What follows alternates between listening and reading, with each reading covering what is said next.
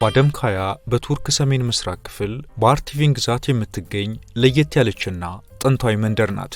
ምንም እንኳን መንደሯ በቆዳ ስፋቷም ሆነ በሕዝብ ብዛቷ ትንሽ ብትሆንም በውስጡ የያዘችው ታሪክ፣ ባህልና የተፈጥሮ ውበት ዓይንም ጆሮም ይማርካል። የመንደሯ መልክዓ ምድራዊ አቀማመጥ በአካባቢው የሚገኙትን ተራራማና ገደላማ ሸለቆች ይከተላል። ይህ አስቸጋሪና ወጣ ገባ መሬት ለነዋሪዎቿ የራሳቸው የሆነ የተረጋጋ የገጠር ሕይወት እንዲመሩ አድርጓቸዋል። ለዛሬም ስለዚችው የተዋበችው የቱርኳ ባደምካያ መንደር ነዋሪዎች እጅግ አስደናቂና ማራኪ ሕይወታቸውን በማሳያችን እናሳያችኋለን። አብራችሁን ቆዩ።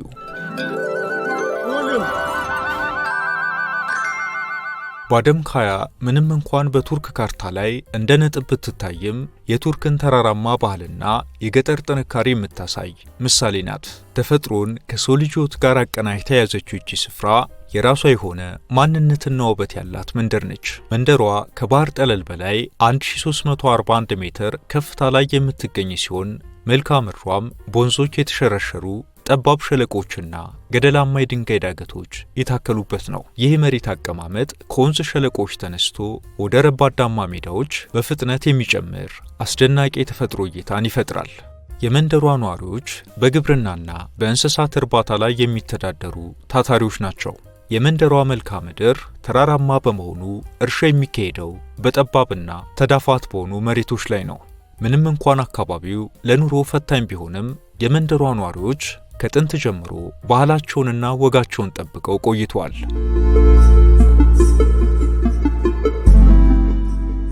የባደምካያ መንደር በቁጥር ትንሽ ነዋሪዎች ያሉባት ትሁን እንጂ ነዋሪዎቿ ድንቅ ባህሎችን ለዓለም የሚያሳዩባት ነች። በመንደሯ ዙሪያ ባሉ ከፍታ ቦታዎች ላይ በየዓመቱ የበሬ ትግል ይካሄዳል። ይህ ከስፔን የበሬ ትግል የሚለየው በሬዎቹ እርስ በርስ እንጂ ከሰው ጋር አይታገሉ። በትግል ወቅት እንስሳቱ ላይ ጉዳት እንዳይደርስ ጥብቅ ጥበቃ ይደረጋል። ይህ ትዕይንት በሬዎቹ ያላቸውን ጉልበት የሚለካኩበትና የአካባቢው አርብቶ አደሮች የሚገናኙበት ትልቅ ማህበራዊ በዓል ነው።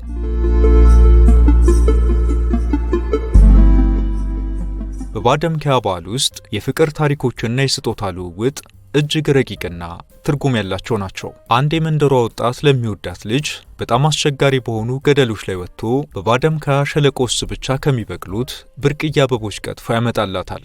ይህም ለፍቅረኛው ያለውን የላቀ ፍቅር ለመግለጽ የሚያሳየው መስዋዕትነት ነው። አበባው ላንቺ ስል ሞትን እንኳን አልፈራም የሚል ትርጉም አለው። የባደምካያና አካባቢዋ ባህላዊ የሰርግ ስነ ስርዓቶች በቱርክ ገጠሮች ከሚታዩ ደማቅና ጥንታዊ ወጎች መካከል ይጠቀሳሉ። እነዚህ ስነ ስርዓቶች በዋናነት በሶስት ዋና ዋና ምዕራፎች የተከፈሉ ናቸው። ፍቅረኛሞቹ ለመጋባት ከወሰኑ በኋላ ወንዱ ለቤተሰቦቹ ያሳውቃል። ከዛም የወንዱ ቤተሰቦች ልጃቸውን ይዘው በሽማግሌዎች ታጅበው ወደ ሴቷ ቤት ይሄዱና ልጃችሁ ለልጃችን ሲሉ ጥያቄያቸውን ያቀርባሉ። ልጁም አብሮ ስለሚሆን የሴቷ ቤተሰቦች ማነው ምንድነው ሲሉ አይጠይቁም። አረፍ እንዲሉ ለወንዱ ቤተሰቦች ሳሎናቸውን ይፈቅዳሉ። በዚህ መልኩ ስምምነት ላይ ከተደረሰ በኋላ የታጨችው ኮረዳ ለወንዱ ቤተሰቦች ቡና ስታቀርብ ለጮኛዋ ለየት ያለና ጨው የበዛበት ቡና ትሰጠዋለች። እሱም የተቀበለውን ቡና ፊቱ ሳይለዋወጥ ከጠጣ ለትዳሩ ያለውን ትዕግስትና ፍላጎት እንደሚያሳይ ይታመናል። ቀጥሎም ቀን ይቆረጥና ለሰርጉ ዝግጅት ይጀመራል። ከሰርጉ አንድ ቀን ቀደም ብሎ የሚደረግ የሂና ስነ ስርዓት የተባለ በሴቶች ብቻ የሚከበር በዓል አለ። ሙሽራዋ ቀይ ልብስ ለብሳ መሃል ላይ ትቀመጣለች። ሴቶቹ በዙሪያዋ እየዞሩ ባህላዊ ዘፈኖችን ይዘፍናሉ። ይህም ሙሽራዋ ከቤተሰቧ ቤት ልትወጣ መሆኗን ያመላክታል። ይሄ በሂና ምሽት የሚዘፈን ልዩ የዘፈን አይነት ሙሽራዋ ቤቷን ትታ ወደ ሌላ ቤት መሄዷን የሚገልጽ ልብ የሚነካ ግጥም አለው። ታዳሚዎች ሙሽራዋን አልቅሺ፣ ካላለቀሽ ቤተሰቦችሽን አትወጂም በማለት በዘፈን ውስጥ መልእክት ያስተላልፉላታል።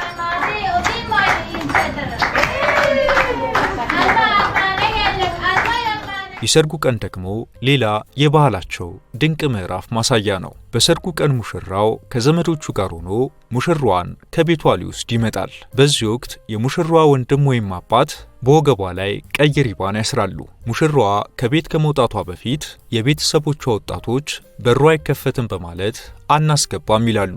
በዚህ ጊዜ ሙሽራው ገንዘብ መክፈል ይጠበቅበታል። ይህም የሰርጉ አድማቂ ጨዋታ የሚታይበት ባህል ነው። በሰርጉ ላይ ታዋቂው ሆሮን የተባለ የቡድን ጭፈራ ይቀርባል። ወንዶችና ሴቶች እጅ ለእጅ ተያይዘው በሚያሳዩት በዚህ ፈጣን ጭፈራ ላይ ባህላዊ ሙዚቃ መሳሪያዎች ትልቅ ቦታ ይሰጣቸዋል።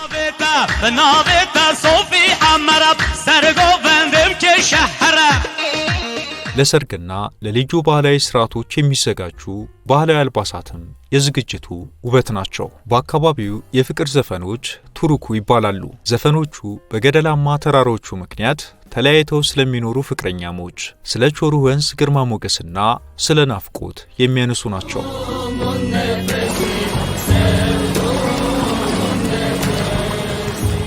እቺ መንደር ቀደም ሲል ዝቫሪ በመባል ትታወቅ ነበር። ይህ ስያሜዋም የመጣው ከጥንታዊው የጆርጂያ ቋንቋ ሲሆን ትርጉሙም ፀሐያማ ቦታ ማለት ነው። ስሟ እንደሚጠቁመው መንደሯ በከፍታ ቦታ ላይ ስለምትገኝ የፀሐይ ብርሃን በብዛት የሚያርፍባትና የጎብኚዎችን ቀልብ የምትስብ ናት። መንደሯ የምትገኘው በታዋቂው የቾሩ ሸለቆ ውስጥ የፖንቲክ ተራራማ ሰንሰለቶች አካል በሆኑት በካሽጋር ተራሮች ግርጌ ላይ ነው። አካባቢው በገደላማ ተራሮችና ውብ በሆኑ አረንጓዴ ተክሎች የተሞላ ነው። በመንደሯ ከመጋቢት እስከ ግንቦት ባሉት የጸደይ ወራት ከፍተኛ ዝናብ ይታያል።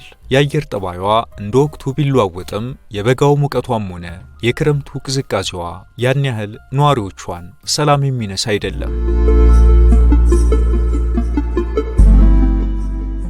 የመንደሯ ሰዎች ስለ ማረፊያ ቤታቸው በብዙ ብልሃት ዝግጅት የሚያደርጉ ናቸው። የባደምካያ ቤቶች የአካባቢውን አስቸጋሪ መልክዓ ምድርና የአየር ንብረት ባገናዘበ መልኩ ይገነባሉ።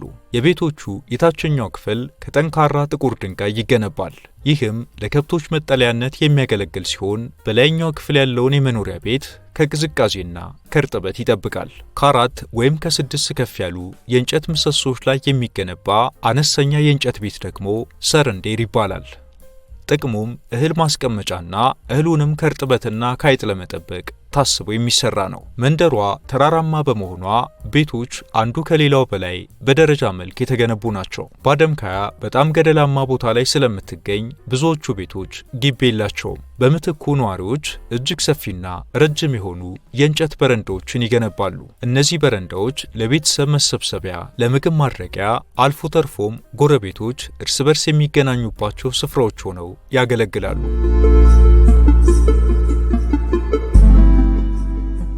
ምግብ በዚች መንደር በልዩ ባህላዊና ጥንታዊ አሰራር የሚሰራ ነው። የአካባቢው ምግቦች በዋናነት ከወተት ተዋጽኦ፣ ከዱቄት ውጤቶችና በሸለቆ ውስጥ ከሚበቅሉ ትኩስ አትክልቶች የሚዘጋጁ ናቸው። ዩሱፌሊ ኬቴ በመንደሯ በጣም የታወቀ ዳቦ ነው። በቅቤ የተጠበሰ ዱቄት ይቦካና በምድጃ ውስጥ ተጋግሮ ከሻይ ጋር ይቀርባል። ከቆሎ ዱቄት ከትኩስ ቅቤና አይብ የሚዘጋጅ ምግባቸው ደግሞ ካይማክሌ ኩይማክ ይባላል። ብዙውን ጊዜ ለቁርስ ይቀርባል። በአካባቢው በሚበቅሉ ወይኖች የሚዘጋጀው የወይን ጭማቂና ማር በተለይ በብርድ ወቅት ለጤና ተመራጭ የሆነ መጠጣቸው ነው። ማር እዚህ ቦታ ላይ ልዩ ቦታ ይሰጠዋል። በባደምካያ መንደር የሚመረተው ማር ልዩ የሚያደርገው ንቦቹ የሚቀስሙት ከፍታ ቦታዎች ላይ ብቻ ከሚበቅሉ ብርቅዬ ዱር አበባዎች መሆኑ ሲሆን ማሩን ለማምረትም ንቦቹ የሚቀመጡባቸው ቀፎች ከዛፍ ግንድ ተፈልፍለው የሚሰሩ ናቸው። እነዚህን ቀፎች ድቦቹ እንዳያገኟቸው በጣም ረጅም ዛፎች ላይ ወይም ገደሎች ላይ ይሰቀላሉ። በጫካማው ክፍል ቡናማ ድቦች የሚገኙ ሲሆን አልፎ አልፎም ምግብ ፍለጋ ወደ ሰው መኖሪያ አካባቢዎች ይጠጋሉ። ሆኖም እንስሳቱ ነዋሪዎቹን የተተናኮሉበት ጊዜ እምብዛም አይታወስም። በባደምካያ አካባቢ የሚፈሰው የቾሩ ወንዝ ውስጥ የሚገኙት አሳዎች እንደ መልክዓ ምድሩ ሁሉ ልዩና ብርቅዬ ናቸው። የአካባቢው ቀዝቃዛና ፈጣን ፍሰት ያለው ንጹህ ውሃ ለየት ያሉ የአሳ ዝርያዎች ይገኙበታል። የቾሩ ወንዝ ተፋሰስ መለያና ኩራት የሆነው ቀይ ነጥብ ያለው ትራውት የተባለ አሳ ዋነኛው ነው። ይህ አሳ በዓለም ላይ በዚህ አካባቢ ብቻ የሚገኝ ነው። በጣም የሚያምርና ለምርምር የሚፈለግ አሳ ሲሆን ነዋሪዎቹ ይህን አሳ የወንዙ ጌጥ ይሉታል። አሳው በጣም ስስና ብክለትን የማይቋቋም በመሆኑ የእሱ መኖር የወንዙ ውሃ እጅግ ንጹህ መሆኑን ማረጋገጫ ነው።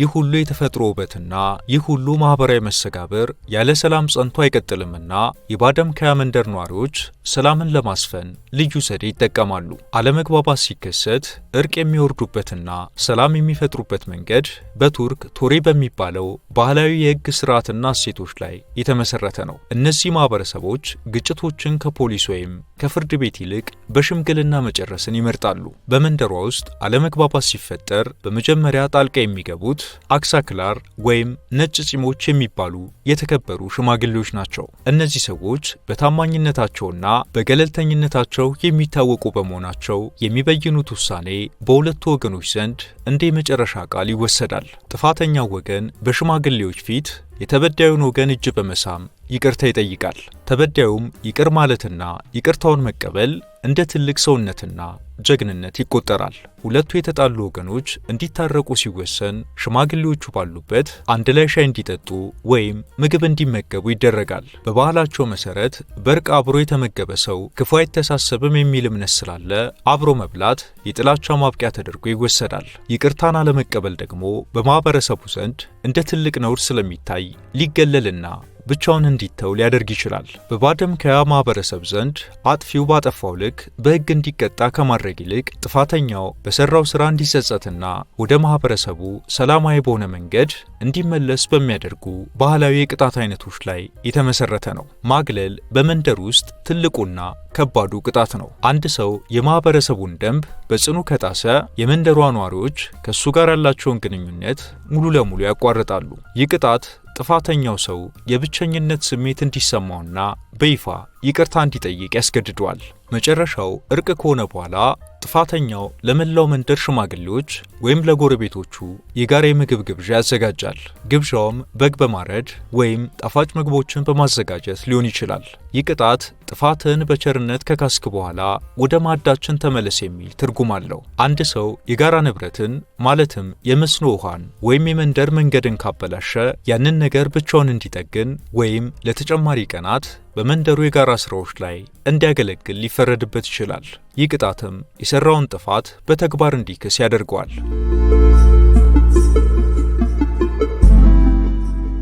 የትንሿ የቱርክ መንደር ባደምካያ ነዋሪዎች ያለምንም ኤሌክትሪክና ቴክኖሎጂ ምግባቸውን በማቀዝቀዝ ለረጅም ጊዜ እንዲቆይ ሲያደርጉ ኖረዋል። ይሄውም ባደምካያ በገደላማና በተራሮች የታቀፈች እንደመሆኗ በመሬቷ ስርና በዓለቶቿ መካከል በርካታ ስንጥቆችና ዋሻዎች ይገኛሉ። ነዋሪዎቹም እነዚህን ቀዝቃዛ ክፍተቶች በብልሃት በመጠቀም ወደ ምግብ ማከማቻነት ቀይሯቸዋል። በበጋው ወቅት ፀሐይ ተራራውን ስታሞቀው እንኳን በእነዚህ የድንጋይ ክፍተቶች ውስጥ የሚዘዋወሩ አየር እጅግ ቀዝቃዛ ነው። ይህ የሆነው ዓለቶቹ የውጭውን ሙቀት ወደ ውስጥ ስለማያስገቡ በድንጋዮቹ መካከል የሚፈጠረው የተፈጥሮ አየር ቀዝቃዛ በመሆኑ ነው።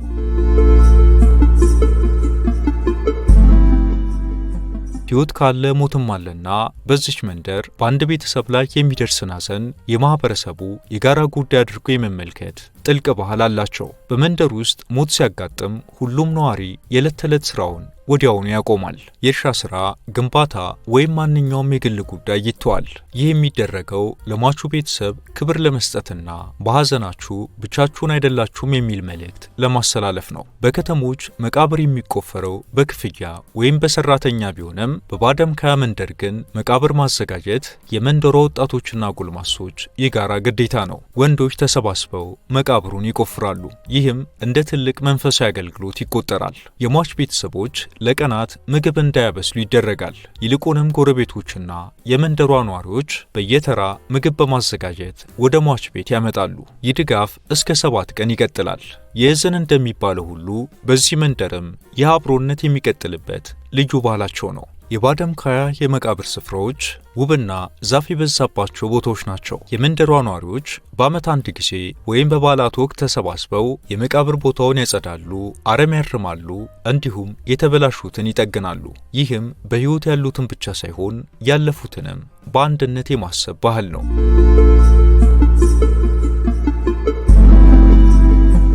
በቾሩ ወንዝ ላይ የተገነባውና 275 ሜትር ከፍታ ያለው የዩሲፌሊ ግድብ ግንባታው በ2021 ተጠናቆ በ2023 ሙሉ በሙሉ በስራ ላይ ውሏል። ይህ ግዙፍ ፕሮጀክት በአደምከያ መንደር በምትገኝበት በዩስፌሊ ወረዳ ላይ ከፍተኛ መልክዓ ምድራዊና ማህበራዊ ለውጦችን አስከትሏል። የባደምከያ መንደር በከፍታ ቦታዎች ላይ ብትገኝም የግድቡ ፕሮጀክት ለመንደሯ በርካታ ጥቅሞችን አስገኝቷል። የግድቡ ሰው ሰራሽ ሐይቅ መፈጠር ለአካባቢው አዲስ የቱሪዝም ዕድል ፈጥሯል። ይህም እንደ ባደምከያ ባሉ መንደሮች ውስጥ ከባህላዊ ግብርና ባለፈ በቱሪስት አገልግሎት ዘርፍ አዲስ የሥራ ዕድል ፈጥሯል። የባደምከያ መንደር ካሏት እጅግ በርካታ ገጸ በረከቶች መሃል ስጋት የሚሆኑባት ነገሮችም አላጣትም። አካባቢው በተፈጥሮ ውበት የተሞላ ቢሆንም ከፍተኛ የመሬት መሸርሸርና የደን መጨፍጨፍ ስጋቶች አሉ። ይህም በአካባቢው ብቻ የሚገኙ ተክሎችንና የእንስሳት መኖሪያን አደጋ ላይ እየጣለ ይገኛል። መንደሯ የምትገኝበት የቾሩ ሸለቆ በዓለም አቀፍ ደረጃ ለአዕዋፋትና ለብዝሃ ሕይወት ጥበቃ ተለይተው ከታወቁ ቦታዎች አንዱ ቢሆንም አሁንም ድረስ በበቂ የተሟላ ጥበቃና እንክብካቤ እየተደረገለት እንዳልሆነ ይነሳል። የዚች መንደር ነዋሪዎች በአብዛኛው የሱኒ እስልምና ተከታዮች ሲሆኑ የዕለት ተዕለት ሕይወታቸውም የእምነትና የቆዩ ባህላዊ ልማዶች ድብልቅ ነው። ባደምከያ መንደር በካርታ ላይ ከምትታይ አንዲት ትንሽ ነጥብ በላይ ናት። የሰው ልጅ ካለበት ዘመናዊ ግርግር ወጣ ብሎ ተፈጥሮን ረጋ ብሎ የሚያይባት መስኮት ሲሉም የጻፉ ብዙ ናቸው። ግዙፉ የዩስፌሊ ግድብ በአካባቢው ላይ አዲስ ታሪክ እየጻፈ ባለበት በዚህ ወቅት ባደምከያ መንደር የድሮውን ትውፊትና አዲሱን ለውጥ አገናኝታ የያዘች ድልድይ ሆና ትታያለች። ባደምከያ ዛሬም ቢሆን በዝምቷ ውስጥ ትልቅ ድምፅ፣ በትንሽነቷ ውስጥ ደግሞ ግዙፍ ታሪክ ይዛ ለትውልድ የምትተረክ ድንቅ የቱርክ እንቁ መባል ይገባታል ያሉላትም ብዙ ናቸው። አብራችሁን ስለቆያችሁ እናመሰግናለን። ላይክ እና ሳብስክራይብ በማድረግ እንዲሁም የተሰማችሁን ኮሜንት ላይ በማስፈር አጋርነታችሁን እየጠየቅን በዚህ ጉዳይ ላይ ቢሰራ የምትሉት ቢኖር ሁሌም ዝግጁ ነን። የዛሬውን አበቃን። በያላችሁበት ሰላም